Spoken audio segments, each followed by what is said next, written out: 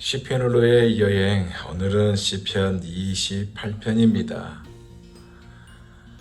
오늘 시편을 보면 이 시편이 언제 지었는지 알 수가 없어요. 하지만 학자들이 얘기하기를 다윗이 아들 압살롬에게 쿠데타를 당해서 이리저리 도망을 다녔을 때 지은 시다라고 이야기를 하고 있습니다.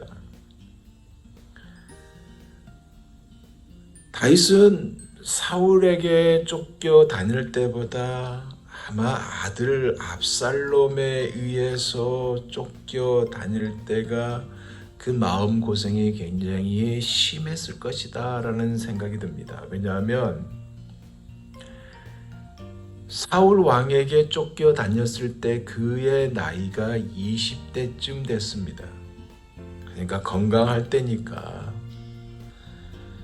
좀 어려움이 있어도 견딜 수 있는 마음이 있을 수 있다 하겠지만 아들 압살롬에게 쫓겨 다닐 때는 그의 인생의 그 황혼을 넘어선 때, 그러니까 60대가 넘었을 때 초반쯤 됐을지 모르겠습니다.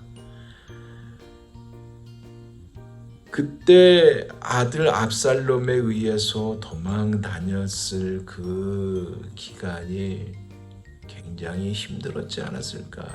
특별히 아들에 의해서 벌어진 일이기 때문에 더 그럴 수 있다고 봅니다.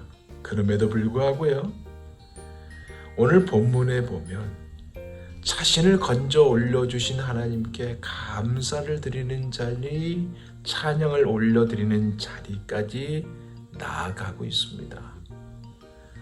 어려운 상황이고 힘든 상황이고 절망과 좌절과 낭망이 있어야 할 그 자리인데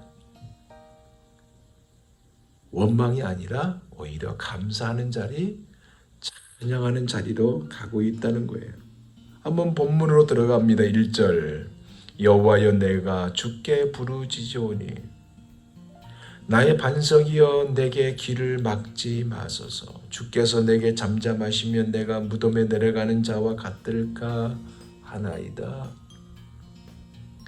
무슨 얘기예요? 하나님 앞에 부르짖을 수밖에 없는 상황에 놓여 있는데 하나님 귀를 막지 말아달라고, 자신의 기도를 들어달라고 요청하고 있어요.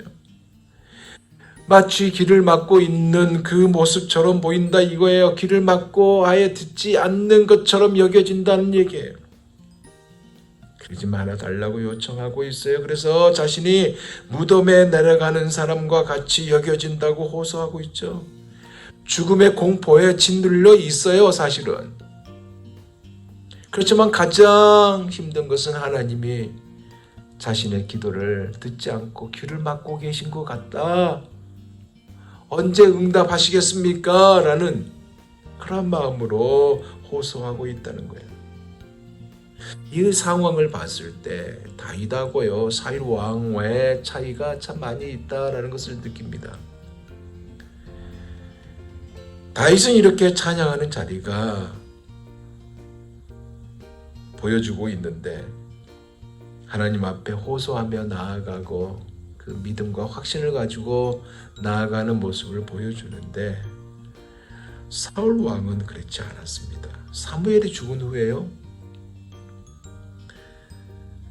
사울은 새로운 마음으로 잘해보려고 노력을 합니다. 그래서 이스라엘에 있는 신접한 사람, 여자 무당이죠. 박수, 남자 무당입니다. 이들 모두 몰아내요. 근데 얼마 지나지 않아서요, 블레셋의 군대가 쳐들어옵니다. 그 상황에 그가 하나님 앞에 나와 물어요. 근데 하나님은 아무런 대답도 해주지 않습니다. 꿈을 통해서라도 말씀해 주시기를 바랐고, 우림, 이거는 제사장의 가슴에 달려있는 12개의 돌 판결할 때 사용하는 거예요. 이 우림으로도 말씀하지 않으셨고 선지자를 통해서도 말씀해 주지 않으신 것입니다. 결국 어떻게 해요? 엔돌에 사는 귀신을 부른다고 하는 여자 무당을 찾아갑니다. 그래서 죽은 사무엘의 귀신을 불러달라고 요구해요. 답답해서 이러한 행동을 했었겠죠. 그러나 하나님의 기뻐하신 행동이 아니에요. 하나님의 원하는 행동이 아니죠. 생각해보세요. 하나님과 함께 있는 그 영혼을 끌어낼 자가 어디 있습니까? 무당이 거절해요. 조릅니다. 그래서 사무엘의 영을 불러오게 해요. 그로부터 몇 년이 지난 후에 사울은요, 길보아 산에서 죽음을 맞이합니다. 그 사실에 대해서 역대상 10장 13절에서 14절에 이렇게 말씀하고 있습니다. 들어보세요. 사울이 죽은 것은 여호와께 범죄하였기 때문이라. 그죠? 그가 여호와의 말씀을 지키지 아니하고 또 신접한 자에게 가르치기를 청하고 여호와께 묻지 아니하였으므로. 정답이 하나님인데 하나님께 묻지 않았다. 여호와께서 그를 죽이시고 그 나라를 이새의 아들 다윗에게 넘겨주셨더라. 무슨 얘기예요? 성경은 정확하게 기록하고 있다는 거예요. 하나님 대신에 신접한 여인을 찾았다. 그래서 죽었다. 그래서 왕가가 바뀌는 결과를 초래하였다라고 말씀하고 있는 거 아닙니까? 그런데 다윗을 보세요. 아무리 참담하여도 하나님을 향해 나의 반석이요 라고 부르고 있어요. 반석이 되신 하나님께 자신을 맡기고 자신을 건져 올려주실 것을 믿음 가운데 구하고 있어요. 반석이 뭐예요? 견고한 보호와 도움 아닙니까? 완전한 피난처죠. 그러니까 그는 지금 자신에게 처한 이 환경 상황을 본 것이 아니라 하나님을 바라보고 있다는 얘기입니다. 그래서 그의 기도가 2절에 보면 이렇게 하지 않습니까? 내가 주의 지성소를 향하여 나의 손을 들고 주께 부르짖을 때에 나의 간구하는 소리를 들으소서. 부르짖다, 외치다. 근데 손을 들고 주의 지성소를 향한다고 자신의 그 간절함을 호소하고 있어요. 더 하고 있어요. 이게 뭐예요? 여러분, 이게 뭐 같아요? 하나님 손을 들고 항복하는 겁니다. 항복을 선언하고 있는 다윗이에요. 바꿔 말하면 하나님의 행하심, 즉 처분을 기다린다 이 얘기입니다.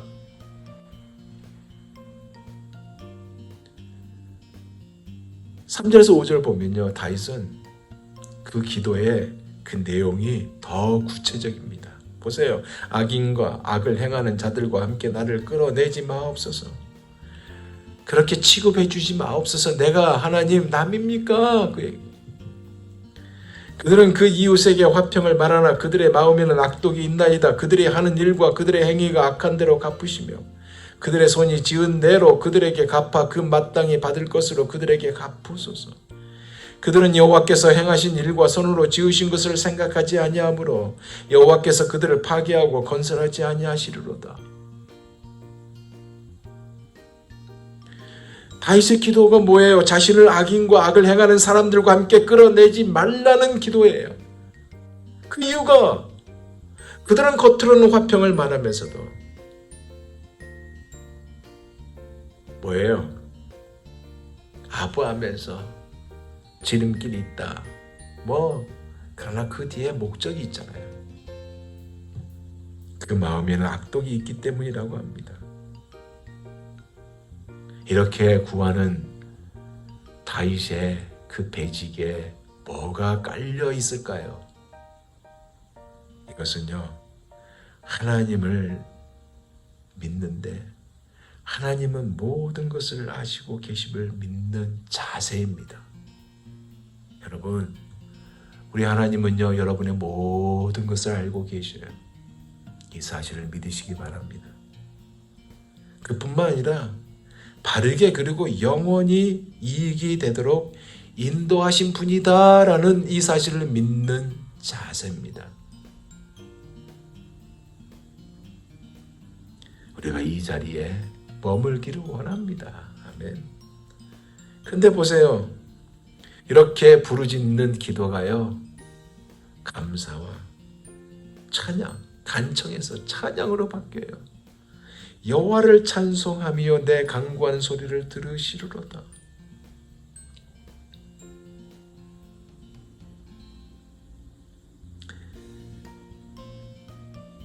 여기 여호와를 찬송하며 그리고 내 간구한 소리를 들으심이로다.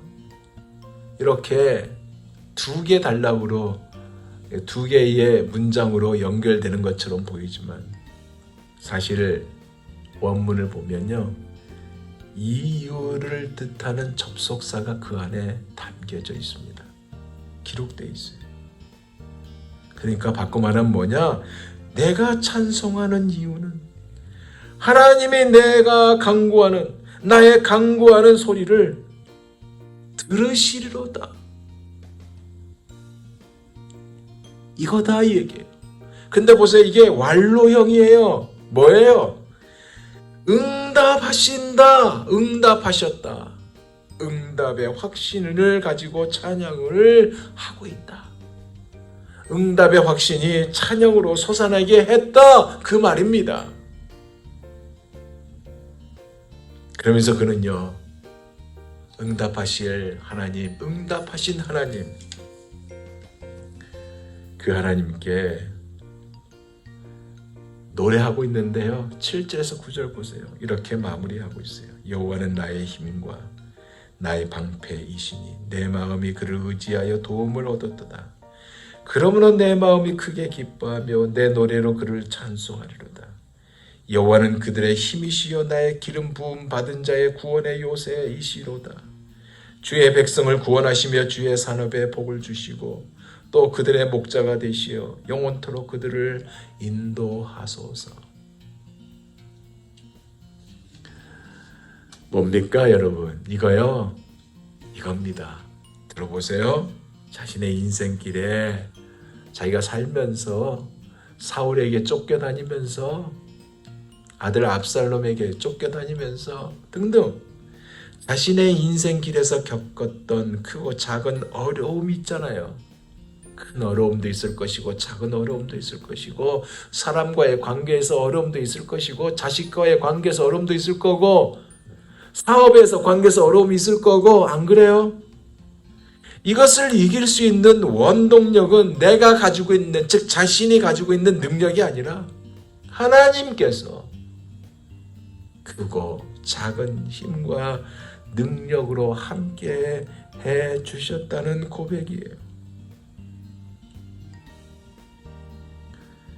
인생길에서 만난 환난 여러 가지들 있잖아요. 특히 하나님께서 손을 들고서 있는 힘을 다해서, 하나님께 손을 들고서 있는 힘을 다해서 부르짖지 않으면 안 되는 그 처절한 상황들 있잖아요. 이것을 이길 수 있었던 힘도 하나님께서 막아주셨고 보호자가 되어주셨기 때문이라는 이 찬양으로 마무리하고 있다는 겁니다. 그러기에 그는 다른 사람의 노래가 아니라 내 노래라고 하고 있습니다. 내 노래, 내 노래로 그를 찬송하리로다. 나와 함께 하신 하나님에 대한 감사와 감격으로 마무리하고 있어요. 사랑하는 여러분, 여러분도 여러분의 노래가 있나요? 있다면 지금도 계속 컨티뉴 되고 있습니까?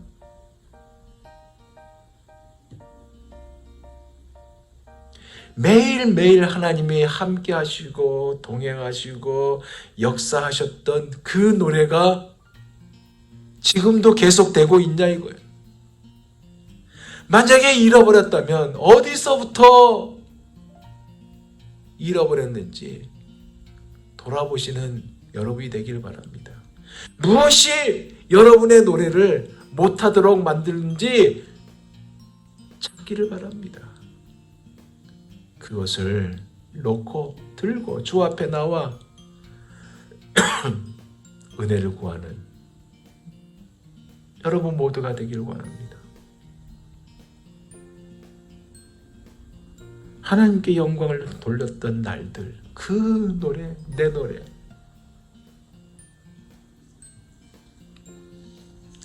다윗을 보면요, 여러분,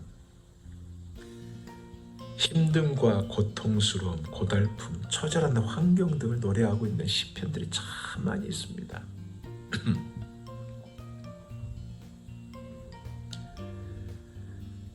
근데 처음에는 그렇게 암울하고 먹구름이 가득한 모습으로 시작되어도요, 그의 시편을 보면 항상 마칠 때 찬양으로 시편을 끝내고 있습니다.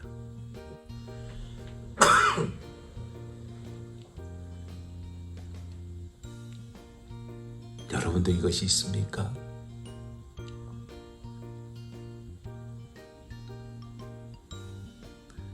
여러분이 지금 만나고 있는 어려움, 불편함, 고달픔, 울 수밖에 없는 상황,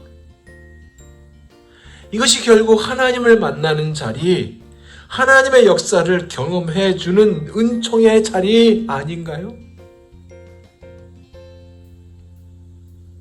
하나님이 여러분을 부르고 있는 그 자리가 아니냐 이 얘기예요.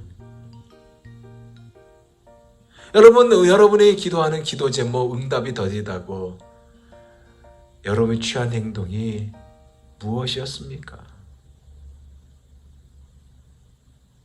하나님께서 자기를 외면하셨다고 생각하지는 않았나요? 근데 여러분, 하나님께서 여러분을 인도하시고요, 성숙하게 만드시기 위해서요, 여러분의 손목에 메어주신 은총의 사슬이 바로 그것이라는 사실을 여러분 잊지 마시길 바랍니다. 그래서 오늘 하루도요, 하나님께 마음과 정성을 다하여 여러분을 심어주신 여러분의 그 있는 그 삶의 자리에서 여러분의 손목에 있는 은혜의 사슬로 말미암아 나의 반석, 나의 힘, 나의 방패이신 하나님을 만나는 은총의 한날, 내 노래, 그 찬양의 한날이 되시기를 예수 그리스도 이름으로 축원드립니다. 기도하겠습니다.